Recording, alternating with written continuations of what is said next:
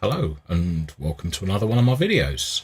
I'm George, and on the bench today we have a Heathkit IM-13U. The U stands for UK as opposed to US or Uzbekistan or anything like that.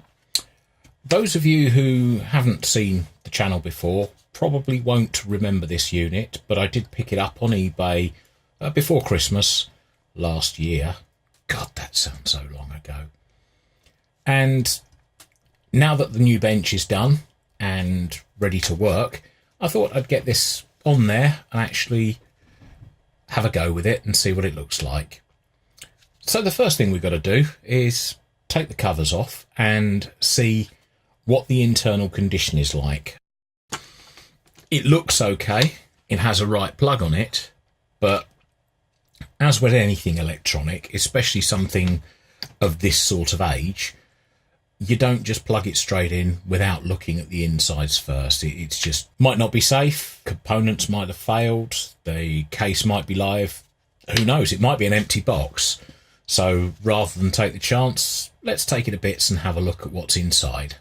Now, it looks internally very similar to the other one that I have, the V7, which is another Heathkit, which has its own issues.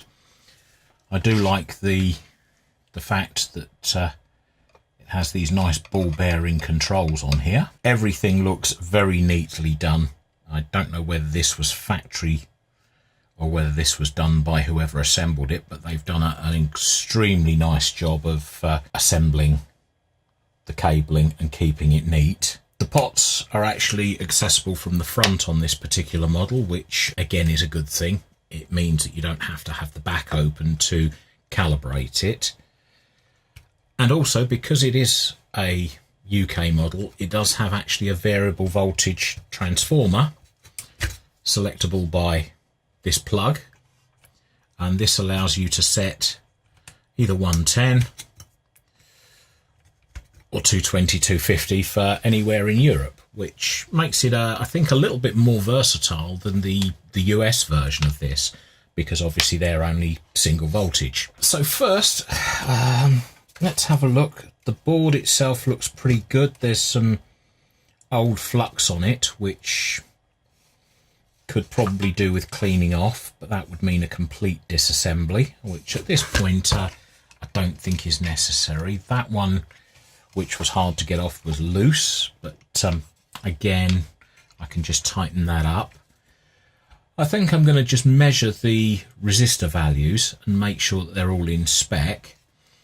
I may also check these Hunt's capacitors, because Hunt's capacitors of this sort of age are notorious for being, what's the polite way of putting it, not very good. So I'm going to check those. I'm also going to check this large one down here, the 0.047, just to make sure that it's not leaky before we power it on. Now, apart from that, the old battery in here, I haven't seen an ever-ready dry carbon like that for quite a while. We could take that out. It'd be interesting to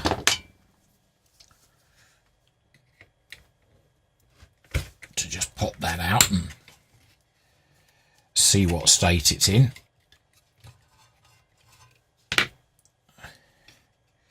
High power motor battery, HP 11. Does it have a date on it? Designed for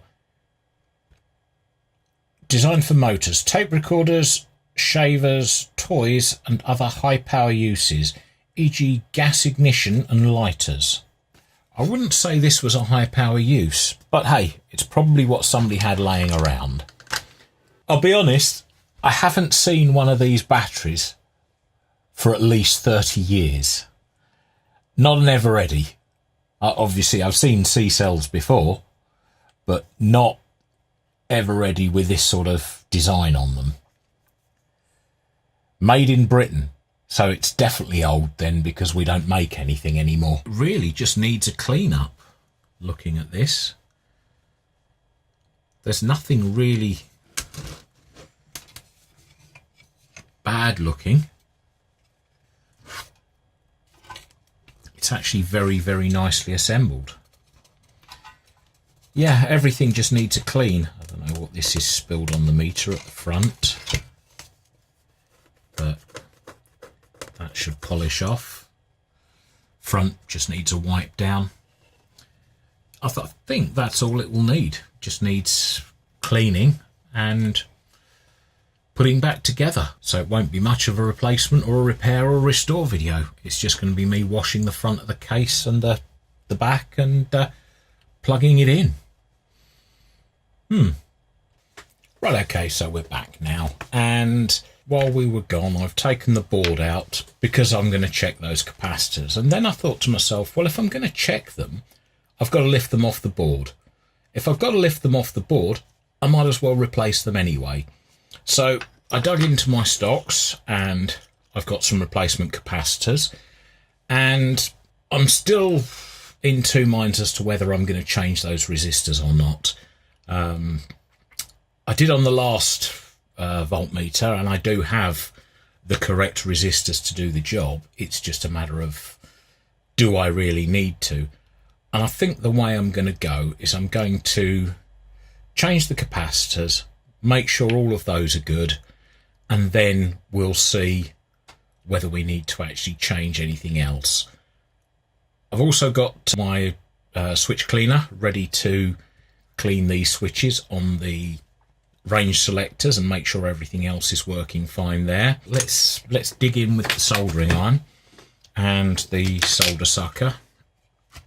Let's just turn the board over, and the first one I'm going to take off is over here. Warm that up.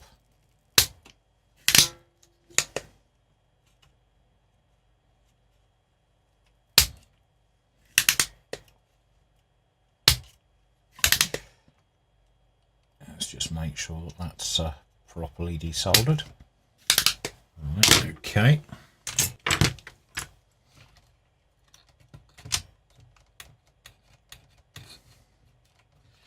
It's free. Let's just bend the lead out. There we go.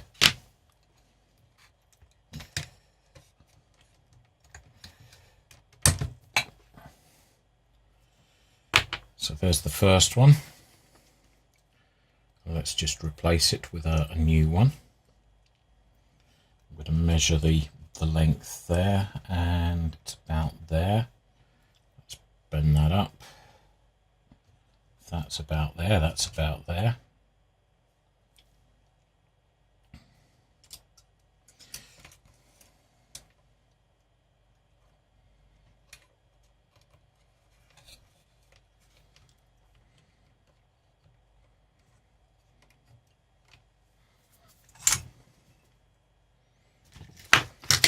Remember where I've put the roller solder.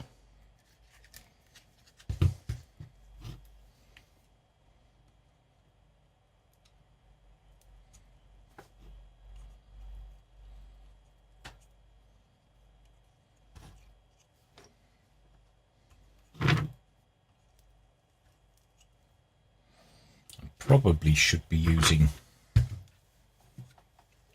a thicker solder for this because the pads are actually quite a bit larger.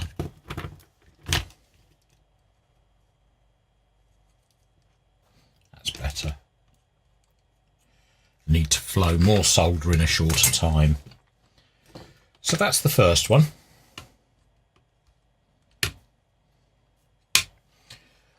Let me do the others and we'll come back to you. Get it done quickly and no messing around. Right, okay, so what's been going on? I changed the 3 capacitors, and if I just get a poking stick,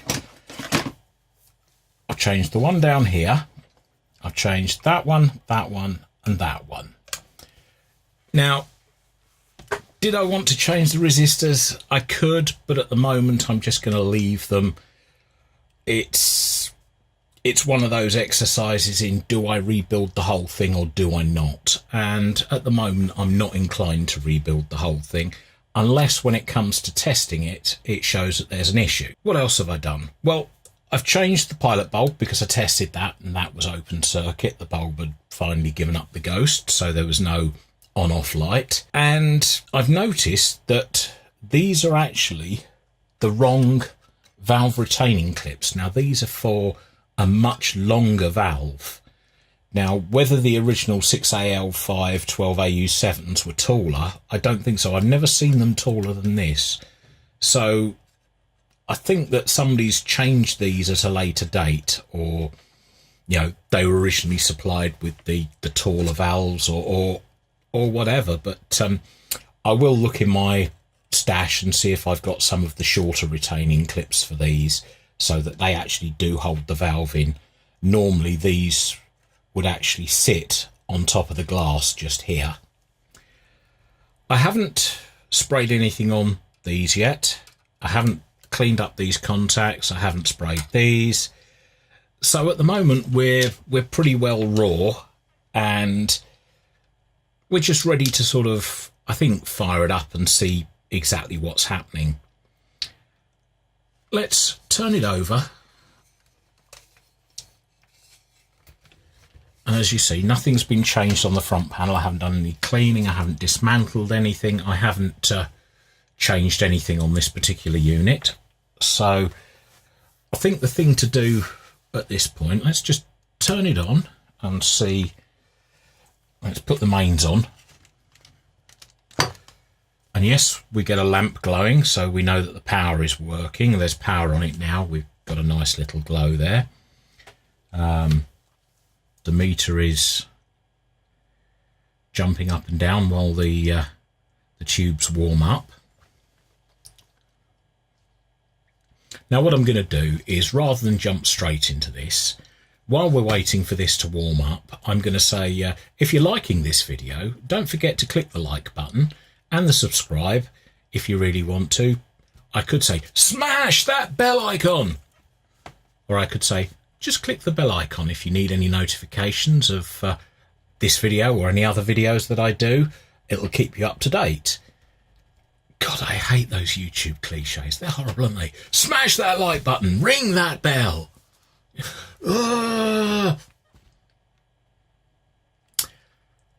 Let's get back to normal.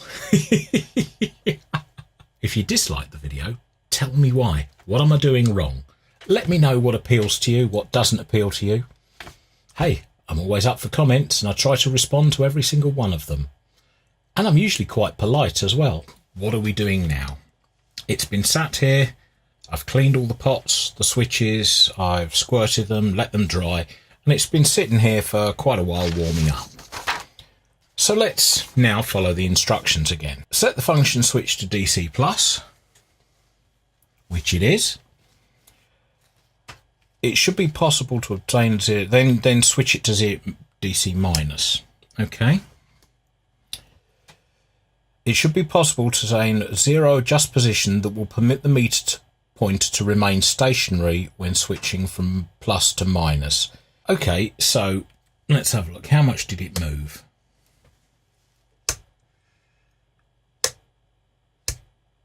One division.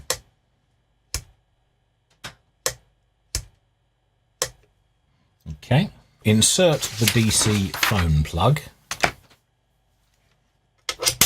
which is that one. Connect the probe and the common test lead. So we need to have the common test lead there, and then see what happens. Well, it should actually be set to about 1.6 volts, which I'm measuring on the fluke at the moment from my power supply. So if I put the negative to there and the positive to there, DC Calibrate is quite a way down. So let's get the DC Calibrate.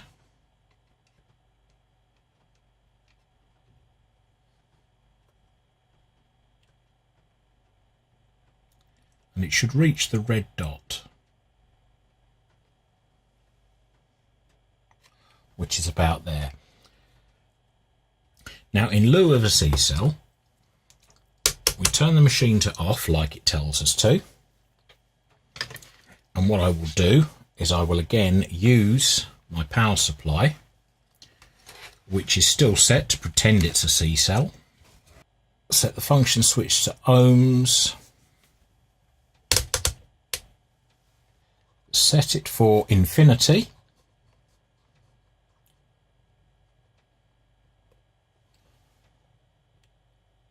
Which is just about there. And it says touch them together. Let's just take off the thing on the end. And it should drop to 0, which it does. Right, now AC Calibrate. Temporarily take that out, set the range switch to 1.5 volts, function switch to AC. Adjust the AC balance control so that there's no difference between switching between AC and DC.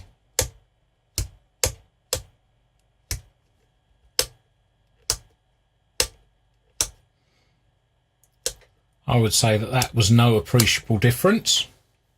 The test probe set on AC and put it across the 117 volt line.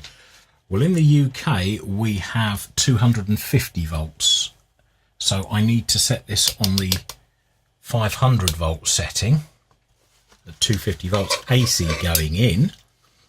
So the AC Calibrate is a touch off too.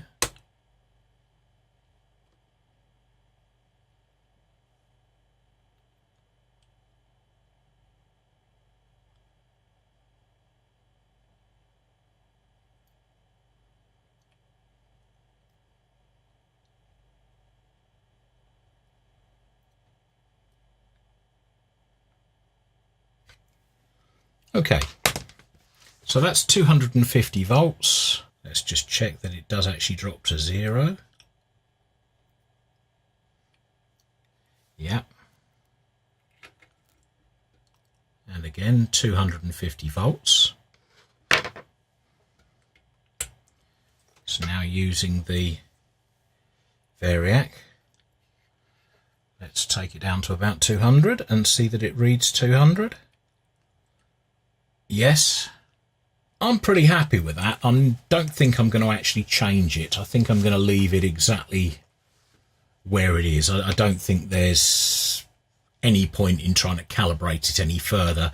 It's not in its final position. It's not got new resistors in there, so the resistor tolerances may well be putting it out slightly. So what I'm going to do now is I'm going to power it down, let it settle. I'm going to do the cleanup of this front panel, see if I can get whatever this is off it. And I'm hoping it's not on the inside. I think it's on the outside, but we'll have a look. And you know, just give it a clean up, clean the knobs up and make it look a little bit pretty. The next view of it you should see would be it back in its case and all shiny and all looking happy. Okay, so that's it back together. It's all ready to use, and there are a few things I'd still do. Maybe repaint the case, maybe change all those resistors, maybe. But at the moment it's working, it's perfectly accurate enough, and good enough for what I want to do. Now if you like this video, then have a look at that one up the top, which is the IM-7 restoration sort of working series. It works and it's still on the bench. If not, try that one down there, which YouTube will suggest to you based on what you've already watched and what you haven't watched and what it thinks you might like, because YouTube's good like that. Thanks very much. We'll see you again. Take care. Bye for now.